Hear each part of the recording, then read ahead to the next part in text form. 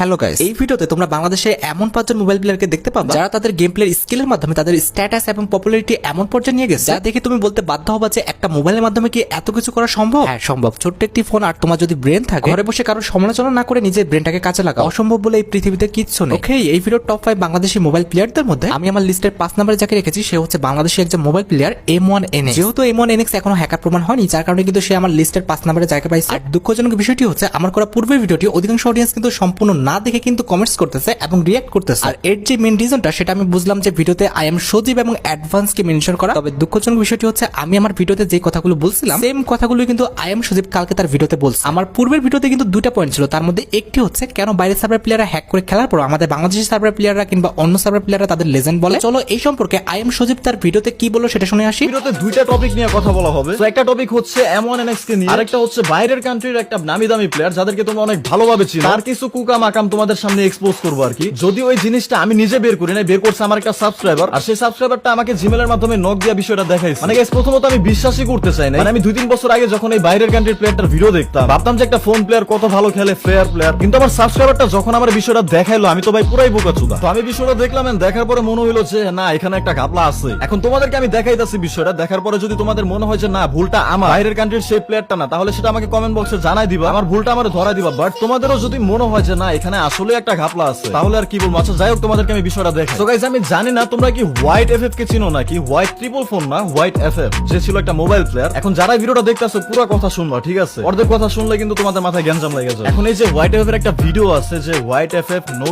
Skill dot sensi পাওয়া। এখন guys, তোমরা মনে করো না যে আমি বলবো যে এই ভিডিওতে সে প্যানেল সেল করতেছে। এই ভিডিওতে আসলে কি এমন দেখার আছে যে জন্য আমি ভিডিওটা ওপেন করছি। তো এই যে ভিডিও মনে করো যে এইখানে দেখলাম যে হোয়াইট এফএফ এক ধরনের ফাইল সাপ্লাই দিতে, যে আমরা দেখতে পারতাছি নো স্কিল অ্যান্ড্রয়েড কমপ্লিট। মানে ওদের ভাষা তো ভাই আমি আর বুঝবো না, মেবি পর্তুগিজ ভাষা ওদেরটা। জাস্ট এটাই বলতে পারবো যে এখানে দুইটা ফাইল আছে, একটা হচ্ছে আইওএস মানে আইফোনের জন্য, আর একটা হচ্ছে অ্যান্ড্রয়েডের জন্য। এখন এগুলো হচ্ছে কি ফাইল? তোমাদের প্রশ্ন হচ্ছে এটা কি ফাইল? তো এগুলো হচ্ছে সেনসিটিভিটির, মানে আইফোন এবং অ্যান্ড্রয়েডের জন্য ফ্রি ফায়ারের কিছু সেনসিটিভিটির কনফিগ ফাইল, এই যে 2xm বট। এখন গাইস কথা হইতাছে, এই ভিডিওটা দেখার পর আমি ইউটিউবে আরো অনেকজনের ভিডিও দেখলাম হোয়াইট এফএফ এর এই বিষয়ে। তারা দাবি করতেছে যে এটা হচ্ছে জাস্ট হোয়াইট এফএফ এর সেটিংস। দেখো গাইস, একটা জিনিস বুঝার ট্রাই করো। ধরো তুমি নরমালি ফ্রি ফায়ার গেম খেলতা, তোমার মনে করো যে তেমন একটা হেডশট লাগতো না। একটা ফাইল ইউজ করার পরে তোমার 95% বা 99% হেডের মধ্যে এম থাকে, তখন তুমি এই বিষয়ে কি বলবা যে ওই ফাইলটা শুধু একটা সেটিংস? হ্যাঁ সেটিংস তো ঠিক আছে, বাট কেমন সেটিংস? যে সেটিংস গেমটাকে আনফেয়ার বানায় ফেলে, সেটা তো আর মনে করো ভালো সেটিংস না। তো আই এম সজীবের বলা সেম কথাটাই যখন আমার ভিডিওতে বললাম তখন আমি খারাপ হয়ে গেল। আমি M1NX এর চ্যানেলে কিন্তু একটা ভিডিও দেখলাম যেটা তোমরা এখন স্ক্রিনের উপর দেখতে পাচ্ছ। এই ভিডিওতে দেখো অযথা কিন্তু অতিরিক্ত মুভমেন্ট, এরপরও কিন্তু তাতে হেড লাগে। আর শুধুমাত্র M1NX না, আমাদের হোয়াইট 444, হোয়াইট এফএফ, রোক এফএফ, মোরো 777, XFF সহ তারা অধিকাংশ